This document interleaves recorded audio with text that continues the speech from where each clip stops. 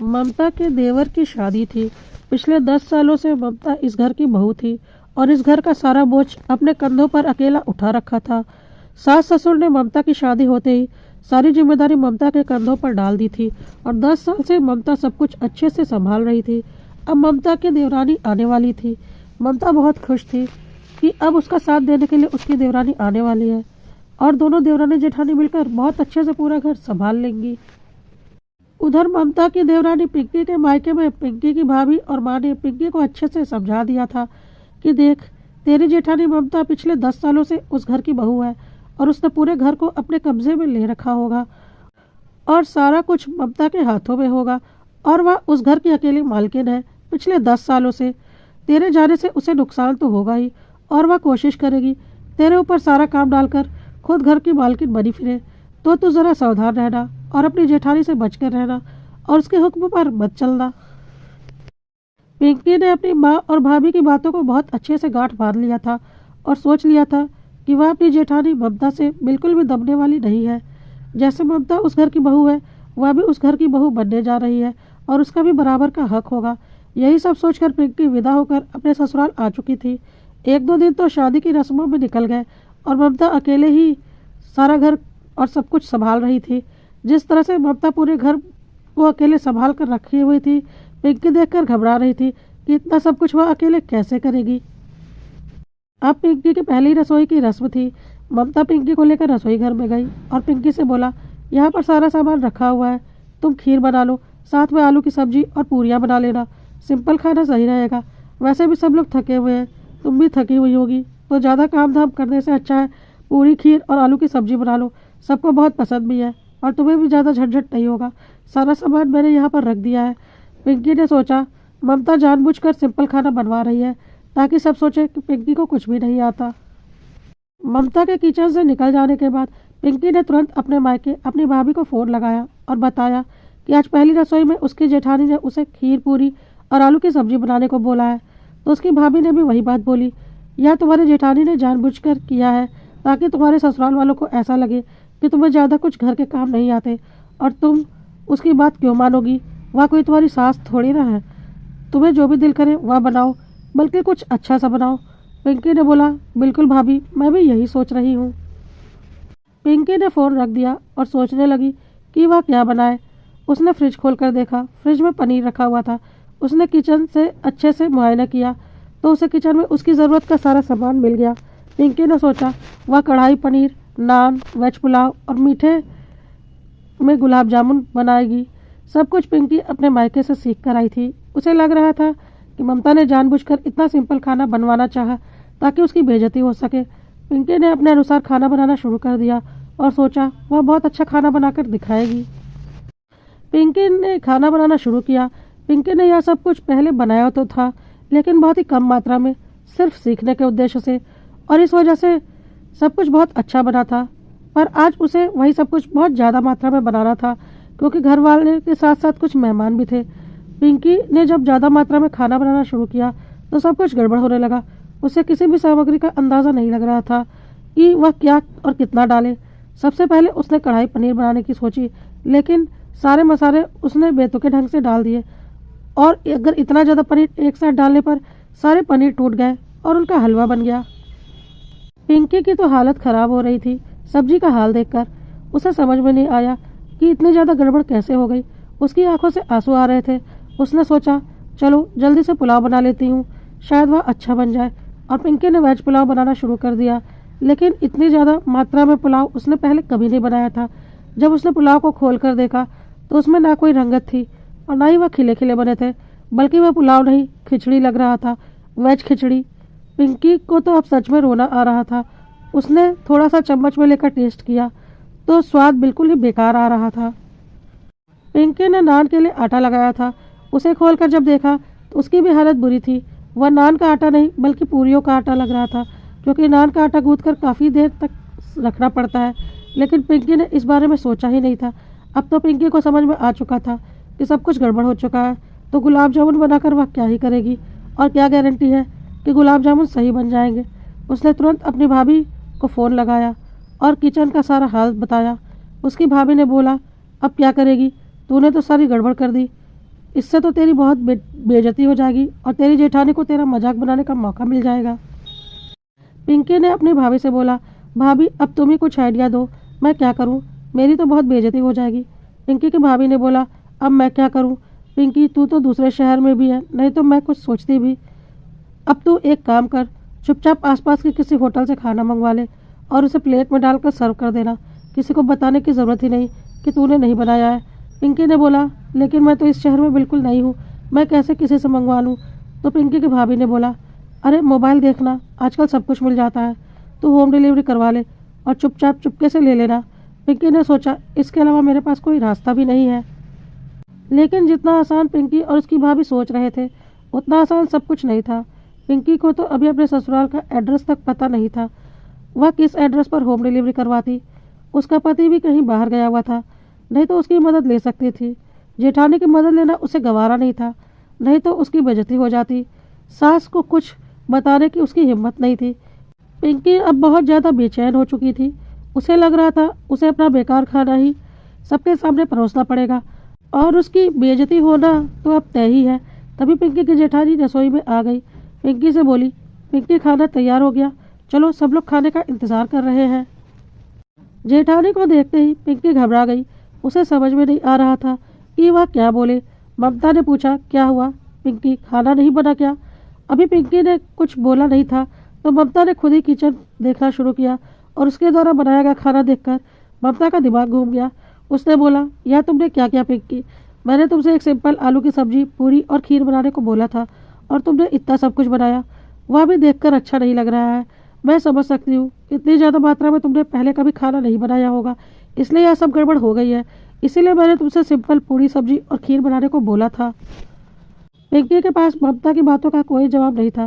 पिंकी ने बोला, भाभी मुझे लगा कि पूरी सब्जी और खीर बहुत ही सिंपल होगा और मेरी बेइज्जती हो जाएगी, इसलिए मैंने कुछ अच्छा बनाने की सोची। ममता ने बोला, तो बन गया तुम्हारा अच्छा?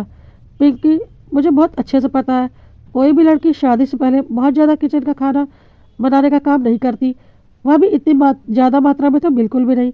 यह सब गड़बड़ियाँ तो होनी ही थी। यह सब कुछ वक्त के साथ धीरे धीरे अनुभव से आता है। मैं भी जब तुम्हारी तरह इस घर में आई थी तो सासू माँ ने मेरे ऊपर इसी तरह से पकवान बनाने की जिम्मेदारी डाली थी और मैंने भी ऐसी ही गड़बड़ की थी और मेरी बहुत बेइज्जती भी हुई थी। मैं नहीं चाहती थी पिंकी कि जो बेइज्जती मैंने झेली थी वह तुम भी झेलो, इसलिए मैंने तुमसे सिंपल खाना बनाने को बोला था और वह खाना तुम आसानी से बना सकती थी, क्योंकि उसमें कोई भी ऐसी चीज़ नहीं थी जो कि ज़्यादा मात्रा में बनाने पर ख़राब होती। लेकिन तुमने मुझसे पूछे बिना ही अपना दिमाग चला लिया, यह सोचकर कि तुम मेरी बात क्यों मानोगी? आखिर तुम भी इस घर की बहू हो जैसे कि मैं हूँ। अब सोच लो क्या करना है। पिंकी ने बोला, मैं क्या बोलूँ, जो गड़बड़ होनी थी वह तो हो चुकी है, अब वही खाना सबको परोस देती हूँ। थोड़ी बातें सुननी पड़ेंगी, पर मेरे पास अब कोई चारा भी तो नहीं बचा। ममता ने बोला, रुको मैं कुछ करती हूँ, कुछ सोचने दो। ममता की सास बहुत ही दबंग औरत थी और बहुओं को बहुत दबा कर रखती थी। पिंकी तो नहीं थी, पर ममता को अपनी सासू माँ का अंदाज़ा था और उसे यह भी पता था कि सासू माँ को पता चल गया कि पिंकी ने खाना खराब कर दिया है तो वह बहुत ही बवाल मचाएंगी, क्योंकि अपने वक्त में वह यह सब कुछ देख चुकी थी। सासू माँ का गुस्सा, और वह नहीं चाहती थी कि पिंकी को भी वह सब कुछ देखना पड़े। ममता ने चुपके से सासू माँ के मोबाइल से अपनी मौसी सास को मिस्ड कॉल लगा दिया। थोड़ी देर के बाद मौसी सास का फ़ोन आ गया और सासू माँ मौसी सास से बात करने में बिजी हो गई। ममता ने बोला, अब कम से कम 1 घंटा सासू माँ और मौसी सास की बातें होंगी।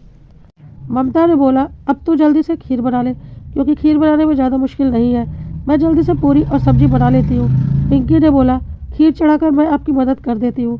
ममता ने बोला, नहीं तू रहने दे, तुझे अंदाज़ा नहीं होगा और तू फिर से कोई गड़बड़ कर देगी। मैं यह नहीं बोल रही हूँ कि तुझे खाना बनाना नहीं आता, पर इतना ज़्यादा खाना तूने कभी बनाया नहीं होगा, धीरे धीरे अनुभव से आता है। मैं पूरी सब्जी बना लूँगी, तू खीर बना ले, और हाँ चीनी डालने से पहले एक बार मुझे दिखा लेना। पिंकी ने जल्दी से खीर चढ़ा दी और उसे अभी भी लग रहा था कि मदद के बहाने उसकी जेठानी उसे ताना ही मार रही है। जब तक सासू माँ मौसी सास से बात कर रही थी, ममता ने जल्दी से पूरी और आलू की सब्जी बना दी और पिंकी ने खीर बना लिया। तब तक सासू माँ रसोई में आ गई और बोली, क्या कर रही हो पिंकी, अभी तक खाना तैयार नहीं हुआ क्या? तो पिंकी ने बोला, नहीं मम्मी खाना तैयार हो गया है, हम तो इंतज़ार कर रहे थे कि आप खाना परोसने के लिए बोले। तो पिंकी की सासू माँ ने बोला, तो अब देर किस बात की, जल्दी से खाना लगाओ, सबको बहुत ज़ोर की भूख लगी है। और पिंकी और ममता ने मिलकर सबको खाना लगा दिया। सबने पूरी सब्जी की बहुत तारीफ की और बोला कि पूरी सब्जी बहुत ही स्वादिष्ट बनी है। खीर के बारे में किसी ने कुछ खास नहीं बोला।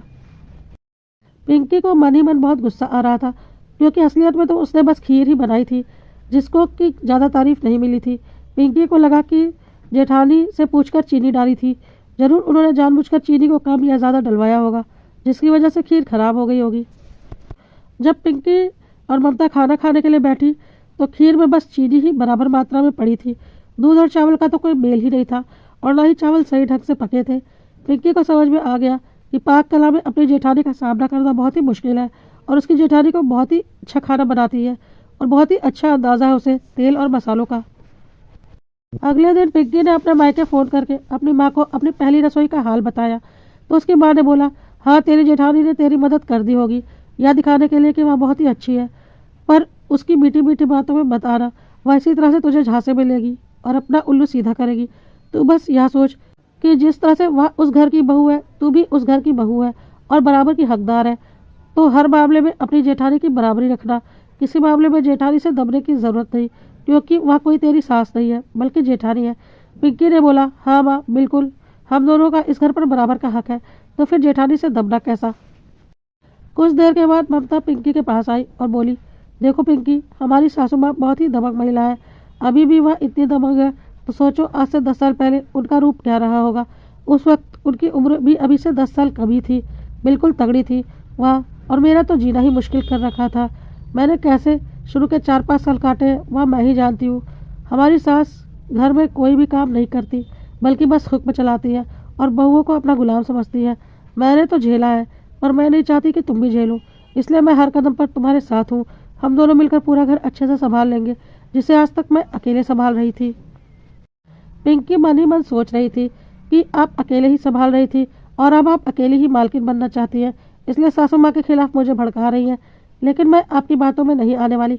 पिंकी ने भी हंसकर बोला, हाँ दीदी क्यों नहीं। ममता ने बोला, देखो पिंकी, इस घर में बहुत काम है, तुम अभी नहीं हो, तुम्हें ज़्यादा कुछ पता नहीं है। सासू माँ कुछ करेंगे नहीं, बस उन्हें हर काम वक्त पर चाहिए। हाँ, पर वह कभी हिसाब भी नहीं लेंगी कि काम किसने किया है, बस काम होना चाहिए। वह महीने के खर्च के पैसे दे देती हैं और फिर भूल जाती हैं। बस सारे काम सही सही होने चाहिए। एक काम करो, तुम रसोई देख लेना, बाकी घर मैं संभाल लूँगी। रसोई संभालना आसान होता है, तुम्हें घर के अंदर ही सारे काम देखने होंगे और साथ ही साथ तुम्हारी पाक कला भी अच्छी हो जाएगी, जो कि अभी थोड़ी कच्ची है। फिर धीरे धीरे मैं तुम्हें बाकी काम भी बता दूंगी।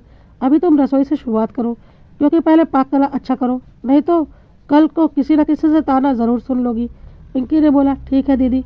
पिंकी ने जब यह सारी बातें अपनी माँ और भाभी को बताई तो उन्होंने बोला, वाह तेरी जेठानी तो बहुत ही चालाक निकली, तुझे रसोई में झोंक दिया और खुद सारे पैसों का हिसाब किताब ले लिया और घर की सारे फैसले लेने वाली मालकिन बन गई। देख कर लिया ना उसने अपना काम।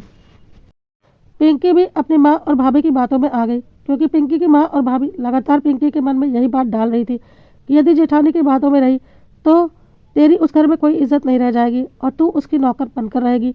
कुछ दिनों के बाद पिंकी ने ममता से कहा, दीदी मैं रसोई नहीं संभालने वाली, आप रसोई देख लेना, मैं घर के बाकी काम देख लूँगी, आप मुझे बता दो क्या करना है। ममता को बड़ा ही अजीब लगा, क्योंकि पिंकी अभी तक अच्छे से खाना बनाना भी नहीं जानती थी। लेकिन ममता ने बहस करना ज़रूरी नहीं समझा और पिंकी को बाकी के सारे काम बता दिए और बोला, ठीक है मैं रसोई देख लूँगी, मेरे लिए तो आसान ही है। अगले दिन सुबह सुबह 5 बजे दूध वाला आ गया और डोरबेल बजाया जा रहा था। ममता ने जाकर पिंकी का बेडरूम नॉक किया और बोला, दूध वाला आ गया है, जाकर दूध लो। पिंकी ने बोला, दूध मुझे लेना पड़ेगा? तो ममता ने बोला, हाँ, मैंने तुम्हें आसानी के लिए रसोई का काम दिया था ताकि तुम्हें किसी बाहरी काम में दिमाग ना लगाना पड़े, लेकिन अब तुमने अपनी खुशी से बाकी के सारे काम लिए हैं तो करने तो पड़ेंगे ही, तो जाकर दूध लो। पिंकी अभी नींद में ही थी और उसे बहुत गुस्सा भी आ रहा था, पर उसने खुद ही यह काम पसंद किया था, तो वह पतीला लेकर बाहर आ गई। दूध वाला पतीला देखकर हंसने लगा और बोला, भाभी इतने छोटे से पतीले में 3 लीटर दूध कैसे आएगा। ममता रोज सुबह 5 बजे दूध लेकर गर्म करके रख देती थी, जिस वक्त सब लोग नींद के आगोश में रहते थे। ममता तो वैसे भी जल्दी उठती थी, क्योंकि उसके बच्चों को 8 बजे से स्कूल जाना होता था। पिंकी ने दूध लेकर रसोई घर में रख दिया था और सोने चली गई थी। ममता जब रसोई घर में गई अपने बच्चों को दूध देने के लिए, तो देखा कि दूध फट चुका है, क्योंकि पिंकी ने दूध को बिना गर्म किए रख दिया था। ममता ने सोचा, अब बच्चों को कौन सा दूध देगी, दूध तो फट चुका है। खैर उस दिन ममता ने बच्चों को बिना दूध दिए ही स्कूल भेज दिया और उन्हें लंच दे दिया। जब पिंकी रसोई में आई चाय बनाने के लिए तो उसे दूध नहीं मिला। पिंकी की आदत थी सुबह उठकर अपने लिए एक कप चाय बनाकर पीती थी, उसके बाद ही उससे कोई काम होता था। घर के सारे लोग 9 बजे ही चाय पीते थे। पिंकी ने जब देखा कि दूध फट चुका है तो वह चुपचाप वहाँ से चली गई। 9 बजे सब लोगों ने चाय मांगनी शुरू की तो पिंकी ने ममता से बोला, दीदी आपने अभी तक चाय नहीं बनाई क्या? रसोई की जिम्मेदारी तो आपने ली है ना? तो ममता ने बोला, हाँ नहीं बनाई क्योंकि दूध फट गया है और दूध की जिम्मेदारी मेरी हुआ करती थी और अब उसे उबालने की जिम्मेदारी भी मेरी थी जो कि अब तुम्हारी है, और तुमने दूध नहीं उबाला तो दूध फट गया है और अब दूध का इंतजाम करने की जिम्मेदारी भी तुम्हारी है, तब चाय बनाना मेरा काम है। पिंकी ने बोला, तो मैं दूध कहाँ से लाऊं? ममता ने बोला, वह तुम जानो, तुम्हारा काम है। मैं तुम्हें अपनी छोटी बहन समझकर धीरे धीरे सब कुछ सिखाना चाहती थी, पर तुमने मुझे बहन नहीं समझा, सिर्फ एक जेठानी समझा और मुझसे हमेशा हक और हिस्से की बातें की। तो अब तुम जानो, मैं तो इंतजार कर रही हूँ कि दूध आ जाए तो मैं सबको चाय दे दूँ, क्योंकि इतने दिनों तक सास की तो सुनी है, अब देवरानी की भी सुनूं, यह तो नहीं होने वाला। पिंकी को समझ में आ गया था कि उसने जोश जोश में ममता को कई बार बहुत कुछ बोल दिया था और कोई भी एक हद तक ही बर्दाश्त करेगा।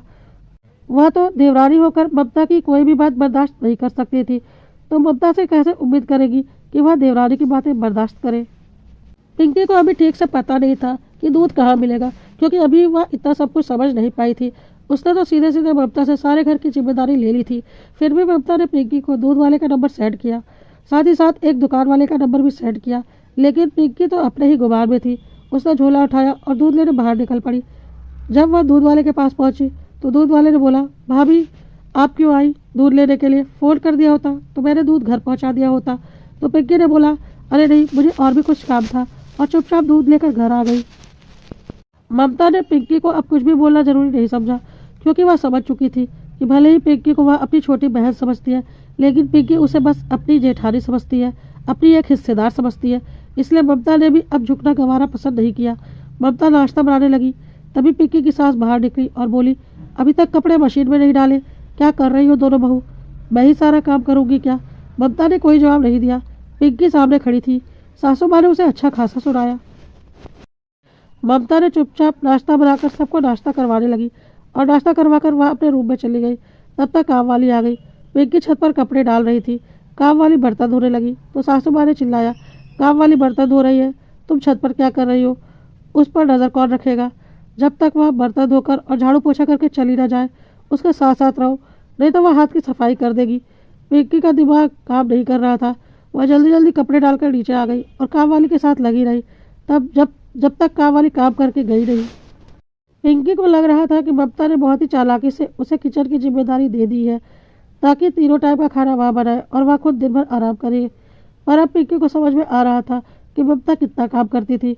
पिंकी काम वाली के जाने के बाद अपने कमरे में जाने ही वाली थी कि ममता ने पिंकी से बोला, पिंकी सुबह कुछ सब्जियां थी जो मैंने नाश्ते में बना दी, दोपहर के लिए कोई भी सब्जी नहीं है और ना ही रात के लिए, और ना ही घर में कोई फल है।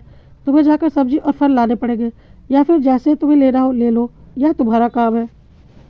पिंकी को बहुत जोर का गुस्सा आ रहा था कि उसे तो एक पल भी आराम करने का मौका ही नहीं मिल रहा। तभी बाहर से सब्जी और फल वाले की आवाज़ आई। पिंकी ने सोचा, चलो अच्छा है, सही समय पर यहाँ आ गया, और उसने जाकर पूरे हफ्ते के लिए सब्जियाँ और फल उससे ले लिया और सोचा कि अब एक हफ्ते तक फल और सब्जियाँ लाने का झंझट ही नहीं रहेगा। लेकिन पिंकी को अंदाज़ा नहीं था कि एक हफ्ते में ये फल और सब्जियाँ फ्रिज में रखे रखे गल कर ख़राब हो जाएगी और वह पैसे बेकार हो जाएंगे। साथ ही साथ पिंकी को यह भी नहीं पता था कि यह ठेले वाला बहुत ही महंगी फल और सब्जियां देता है, जिससे कि घर का बजट खराब हो जाएगा। पिंकी सब्जियां किचन में रखकर और फिर अपने कमरे में आराम करने के लिए जा ही रही थी, तभी धोबी कपड़े प्रेस करने के लिए लेने आ गया और आवाज़ लगा दी। ममता ने बोला, जाओ धोबी को प्रेस के लिए कपड़े दे दो। पिंकी को अब बहुत ही ज़ोर का गुस्सा आ रहा था। उसे लग रहा था कि वह तो एक पल के लिए भी आराम ही नहीं कर पा रही। धोबी को कपड़े देकर वह आ ही रही थी कि सासू माँ ने पिंकी से बोला, बगल वाले घर में बच्चे ने जन्म लिया है, जाकर बच्चों के कपड़े ले आओ। मुझे कपड़े लेकर पड़ोस में जाना है। सासू माँ से तो कुछ भी जवाब तलब करने का कोई मतलब ही नहीं था। पिंकी चुपचाप मार्केट के लिए निकल गई और उसने बहुत ही महंगे कपड़े खरीद लिए, जिसे देखकर सासू माँ बहुत चिल्लाई कि इतने महंगे कपड़े कौन देता है। पिंकी अभी मार्केट से आके सासू माँ के ताने सुन ही रही थी कि धोबी प्रेस किए हुए कपड़े लेकर आ गया। पिंकी ने कपड़े ले लिए और धोबी ने जितने पैसे बोले उतने उसे दे दिए। सासू माँ एक बार फिर उसके ऊपर चिल्लाई, तुमने बिना गिने कपड़े ले लिए, अगर उसने कोई कपड़े गायब कर दिए हो तो, और तुमने बिना गिने और बिना जोड़े पैसे भी उसे दे दिए जितना कि उसने बोला, अगर उसने ज़्यादा हिसाब लगाया हो तो तुम तो मेरा घर लुटवा कर ही मानोगी। और फिर पिंकी को अच्छा खासा सासू माँ ने सुना दिया। पिंकी को तो अब बिल्कुल रोना ही आ रहा था कि वह किस झंझट में पड़ गई है। अच्छा खासा 3 वक्त का खाना बना रही थी, पर उसने आमवेल मुझे मार वाला हिसाब कर लिया था और बिना कुछ जाने सारे घर की जिम्मेदारी अपने ऊपर ले ली थी। अब पिंकी ने सोचा चलो थोड़ा आराम कर लेती हूँ, और ममता भी किचन में दोपहर का खाना बनाने के लिए गई। इतनी ढेर सारी सब्जियां और फल देखकर ममता समझ गई पिंकी को दोबारा सासू माँ से डांट पड़ने वाली है, क्योंकि यह सारी फल और सब्जियां तो खराब होगी ही।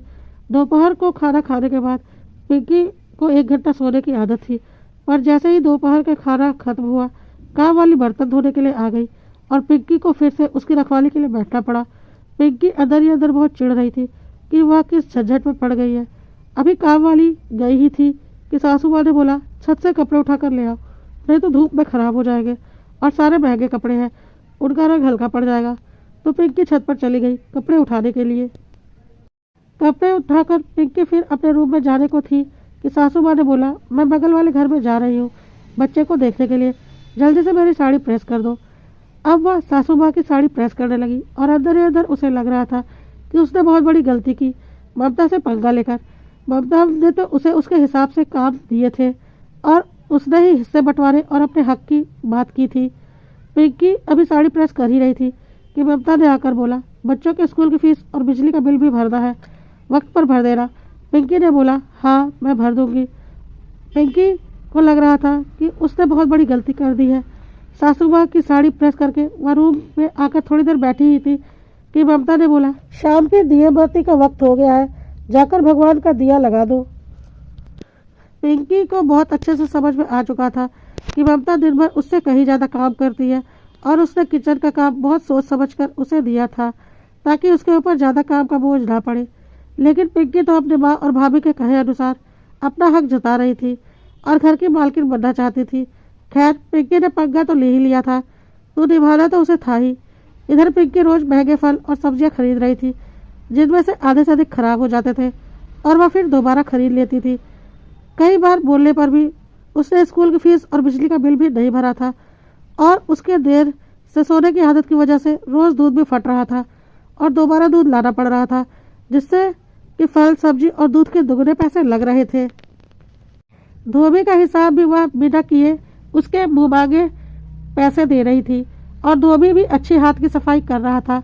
इधर काम वाली भी देख रही थी कि पिंकी उसके ऊपर ज़्यादा ध्यान नहीं देती, तो वह भी किचन में अच्छी खासी हाथ की सफाई कर लेती थी और किचन का राशन महीना पूरा होने से पहले ही खत्म होने को था।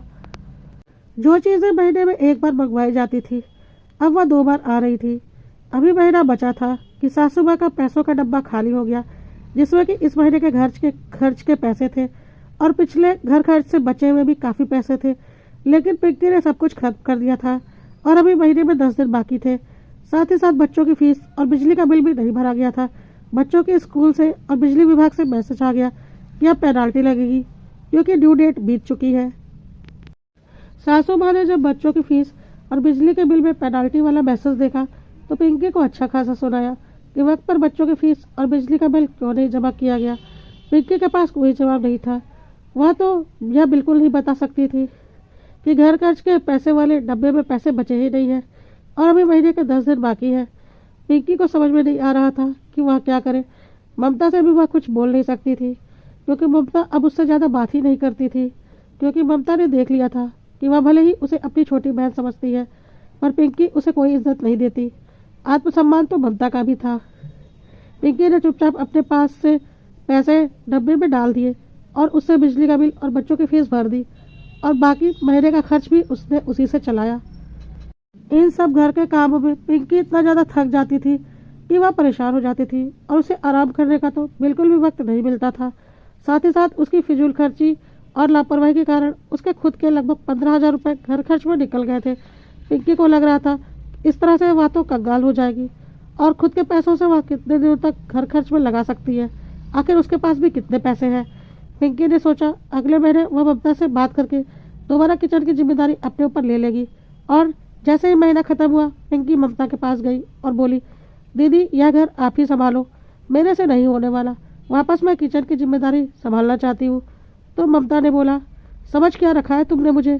जब तुम जैसा बोलोगी वैसा ही होता रहेगा क्या? मैं तुम्हारी कोई नौकर नहीं हूँ जो तुम्हारे हुक्म के अनुसार चलूँ। पिंकी को ममता से ऐसे जवाब की उम्मीद नहीं थी। पहली बार तेज आवाज़ में ममता ने पिंकी को जवाब दिया था। पिंकी ने सोचा कि मैं कोई जेठानी की नौकर थोड़ी ना हूँ। उसने भी बोला, मैं भी सारे घर के काम करने वाली नहीं हूँ, मैं इस घर की नौकर नहीं हूँ। इससे अच्छा हम दोनों अपने अपने काम अलग कर लेते हैं और अपना अपना चूल्हा भी अलग कर लेते हैं। दोनों अपने अपने काम करेंगे, सारी टेंशन ही खत्म। तब तक पिंकी की सास वहाँ आ गई और बोली, हिम्मत कैसे हुई अलग अलग चूल्हा की बात करने की? अभी इस घर की मालकिन मैं और तेरे ससुर जी हैं और दोनों बेटे हमारा बिजनेस ही संभालते हैं। अलग होना है तो अपना कमाओ और अपना खाओ, क्योंकि दुकान के मालिक तो तेरे ससुर जी हैं और घर की मालकिन मैं हूँ। पिंकी ने बोला, इतने सारे घर के काम मैं नहीं करने वाली, आपको जो करना है कीजिए। पिंकी की माँ और भाभी ने जैसा उसे सिखाया था कि तू उस घर की बहू है, बराबर की हकदार है, तो हर चीज़ पर अपना हक जमाना। पिंकी उसी के अनुसार बातें कर रही थी और अपने हिस्से की बात बार बार कह रही थी। पिंकी के ससुर जी बहुत जोर से बोले, आज तक बड़ी बहू ने हिम्मत नहीं की हिस्से बंटवारे की बात करने की, और तुझे आए 2 महीने हुए नहीं, कितनी बड़ी बड़ी बातें कर रही है। इतने सालों से बड़ी बहू अकेले ही इस घर को संभाल रही है, उसने तो आज तक कुछ भी नहीं बोला और तुझे 2 महीने में ही तकलीफ होने लगी। काम तो तब भी उतना ही था, आज भी उतना ही है, बल्कि बड़ी बहू तो अकेले ही सारा घर संभालती थी, अब तो तुम लोग 2 हो, फिर भी परेशानी हो रही है। पिंकी की सास ने भी यही सारी बातें बोली तो पिंकी ने बोला, वह सब मुझे पता नहीं, अब हम एक साथ नहीं रह सकते, मुझे अलग होना है। पिंकी के ससुर जी ने साफ साफ बोला, जब तक मैं जिंदा हूँ कोई हिस्सा बंटवारा नहीं होगा। हाँ, मेरे मरने से पहले मैं सब कुछ हिसाब से बांट कर जाऊँगा, लेकिन अभी नहीं। तुम्हें अलग होना है तो शौक से रहो, पर अपना घर अलग लेकर। और अपने पति से बोलो अपनी नौकरी का कोई और इंतजाम कर ले, वह मेरी दुकान पर काम नहीं कर सकता। पिंकी ने बोला, ऐसे कैसे हम अलग घर में रहें? पिंकी की सास ने बोला, क्योंकि यह तुम्हारा फैसला है और यह घर हमारा है और इस घर में वही होगा जो हम चाहेंगे, और दुकान तुम्हारे ससुर जी की है तो वहाँ पर भी वही होगा जो तुम्हारे ससुर जी चाहेंगे। जब हिस्से बंटवारे की ज़रूरत होगी तो हम बिना बोले ही कर देंगे, पर अभी नहीं। और अगर अभी तुम्हें अलग हो रहा है तो अपने दम पर अलग रहो। पिंकी को लगा ऐसा करने में तो उसका ही नुकसान है, इसलिए वह चुप हो गई। लेकिन अब तक ममता के आत्मसम्मान को बहुत ज़्यादा ठेस लग चुकी थी। अब ममता ने बोलना शुरू किया कि मम्मी जी, पापा जी, दुनिया यही कहती है कि जेठानी पहले आती है तो सारे घर पर अपना हक जमा कर रखती है और अपना हुक्म चलाती है, और देवरानी बाद में आती है तो जेठानी आराम करती है या अलग हो जाती है, तो देवरानी के ऊपर सारे घर की जिम्मेदारी डाल दी जाती है। पर क्या यह सच है? आप खुद देख कर बोलिए। मैंने तो पिंकी को छोटी बहन जैसा प्यार दिया। हर घर में जेठानी पहले आती है और सारे घर की जिम्मेदारी अकेले संभालती है, और देवरानी जब आती है तो जेठानी उस घर में पहले से ही होती है और 2 लोग मिलकर घर की जिम्मेदारी संभालते हैं। तो देवरानी को ज़्यादा काम करना पड़ता है या जेठानी को, यह आप खुद सोच कर देखिए। और जब देवरानी आती है तब तक सास ससुर के तेवर भी काफ़ी कम हो चुके रहते हैं, यह आप भी जानती हैं और मैं भी। मम्मी जी, पापा जी, आप लोगों को याद है ना, जब मैं इस घर में ब्याह कर आई थी, मम्मी जी का रोब इससे कहीं ज़्यादा था, कितनी बंदिशों में रखती थी वह मुझे, याद है ना मम्मी जी? क्या देवरानी के लिए आपने वह बंदिशें लगाई? नहीं ना? कितने बुरी तरीके से बात करती थी आप मुझसे, याद है ना पापा जी? पिंकी से कभी उस तरीके से बात की? मैं अकेले सुबह से लेकर शाम तक किचन और घर की सारी जिम्मेदारियां संभालती थी। क्या पिंकी ने कभी एक साथ यह सारी जिम्मेदारियां संभाली है? वह तो आते ही हिस्से और बंटवारे की बात करने लगी है। याद है ना मम्मी जी? मैं पेट से थी, उल्टियाँ होती रहती थी, फिर भी किचन में लगी रहती थी। एक निवाला तक पेट में रुकता नहीं था मेरे, लेकिन फिर भी सारे घर के काम करती थी। कौन था उस वक्त मेरी मदद करने के लिए? लेकिन सबको लगता है कि जेठानियाँ तो बस आराम करती हैं। अगले 9 महीने तक मुझसे घर के सारे काम करवाए थे आपने, ताकि बच्चा आराम से हो जाए। उस वक्त तो घर पर काम वाली बाई भी नहीं थी, आपको तो याद ही होगा मम्मी जी। और आज सारी सुख सुविधा होने के बाद भी पिंकी को लग रहा है कि मैंने उसके ऊपर ज़्यादा काम डाल दिए, जबकि अभी काम तो 2 लोगों में बटा हुआ है। मैंने तो अकेले 10 सालों तक कितने काम किए हैं और मैं किससे शिकायत करती? पर फिर भी देवरानी को लगता है कि जेठानियाँ बस हुक्म चलाती है और आराम करती है, क्योंकि जेठानी जिस वक्त ससुराल में अकेली बहू रहती है तो देवरानी ने देखा ही नहीं होता है कि जेठानियों ने क्या क्या झेला है, क्यों, सही बोल रही हूँ ना मम्मी जी? पिंकी के पास ममता की बातों का कोई जवाब नहीं था और वह चुपचाप खड़ी थी। लेकिन ममता आज चुप होने वाली नहीं थी। ममता ने बोला, बहुत सहन कर लिया मैंने, अब मैंने भी एक फैसला लिया है।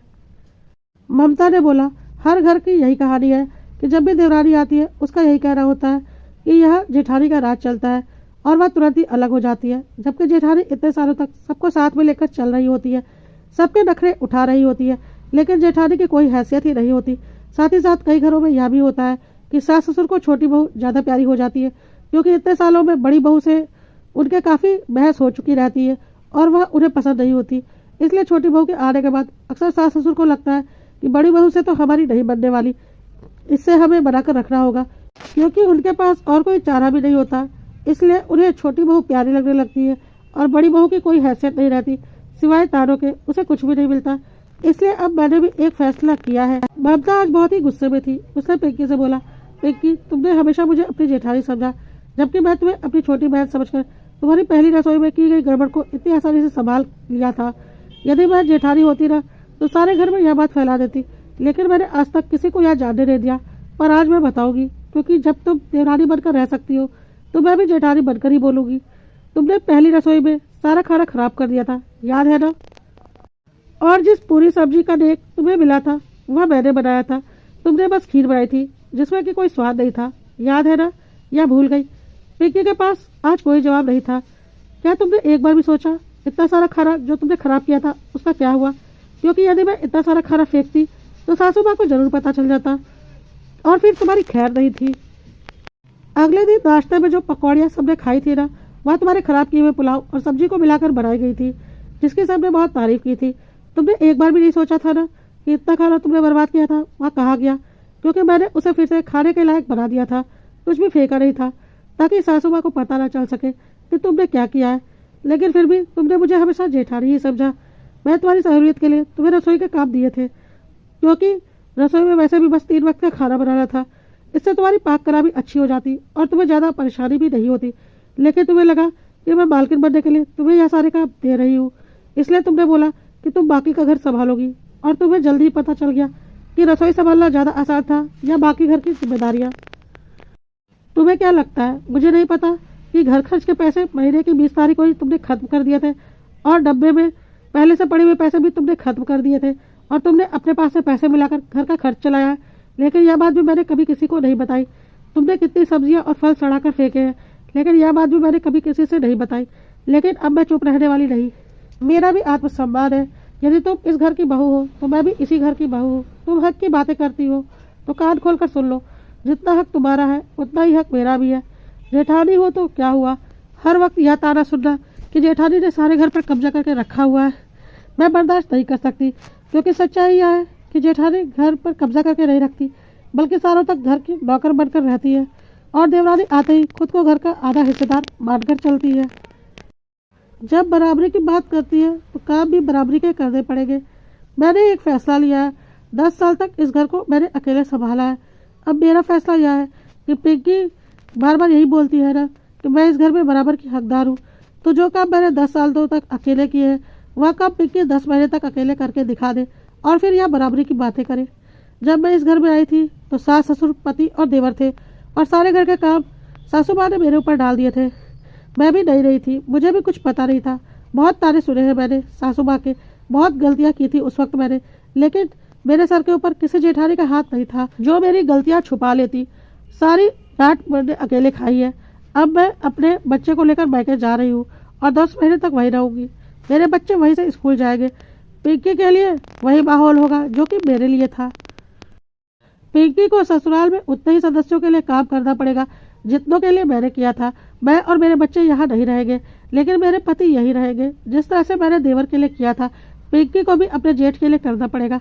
मैं भी देखती हूँ कि पिंकी को मालकिन होने का कितना एहसास होता है, जो एहसास मैं पिछले 10 सालों से कर रही हूँ। ममता की सासू माँ ने बोला, यह कैसी बहकी बहकी बातें कर रही हो? ममता ने बोला, बिल्कुल सही बातें कर रही हूँ। एक सीमा तक कोई बर्दाश्त कर सकता है और अपने से बड़ों की बात तो बर्दाश्त करता ही है। अगर अपने से छोटा आकर यह सोचे कि मैं बराबर का हकदार हूँ और वह भी बात बात पर आपको बातें सुनाए, तो हर किसी का आत्मसम्मान होता है। मैं मेरे बच्चे को लेकर मायके जा रही हूँ और 10 महीने तक यहाँ बिल्कुल नहीं आऊँगी, लेकिन मेरे पति यहीं रहेंगे। सासू माँ और ससुर जी ने बोला, पागल हो गई हो क्या?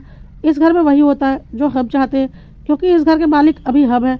कोई ज़रूरत नहीं है तुम्हें अपने मायके जाने की। दोनों बहू मिलकर आपस में प्यार मोहब्बत से इस घर को संभालो।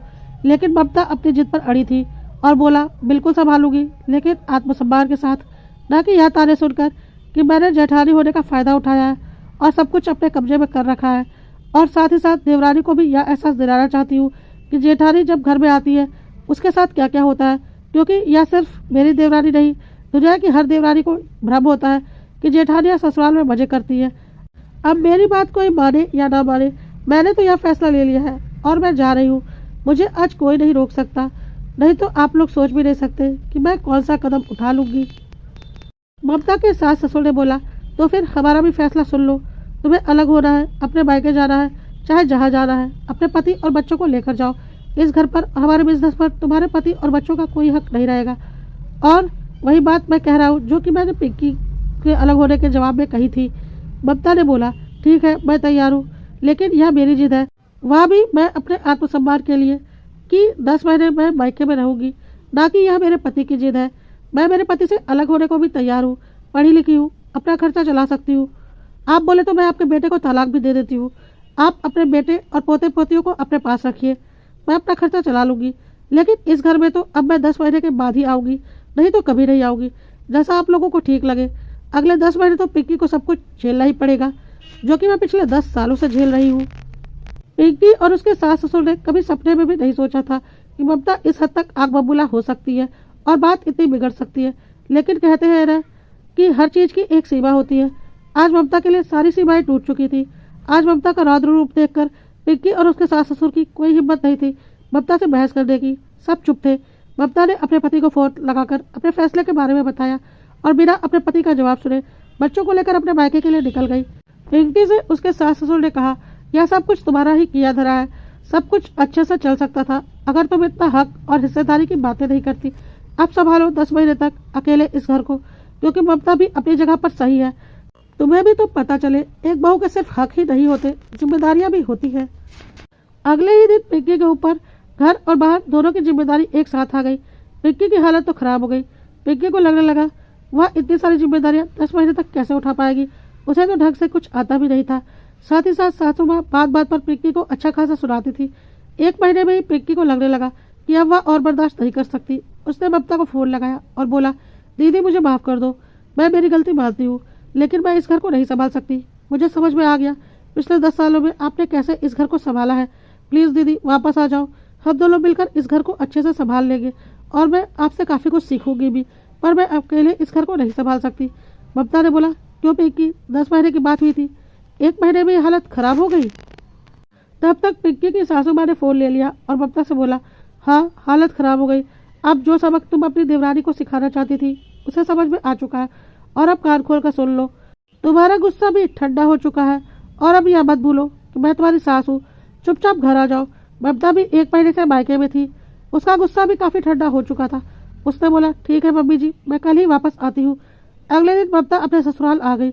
ममता के ससुराल आते ही घर में अजीब सी रौनक आ गई थी, क्योंकि इतने सालों में सबको ममता की आदत पड़ी हुई थी, और अब पिंकी को भी ममता में जेठानी नहीं बल्कि बड़ी बहन नजर आ रही थी। पिंकी ने बोला, दीदी आप मेरी बड़ी बहन थी, है और हमेशा रहेगी। मेरी माँ और भाभी की बातों में आकर मैंने आपसे रिश्ते खराब कर लिए थे, लेकिन अब और नहीं, मुझे आपसे बहुत कुछ सीखना है। और ममता ने पिंकी से बोला, बिल्कुल, तुम भी मेरी छोटी बहन हो,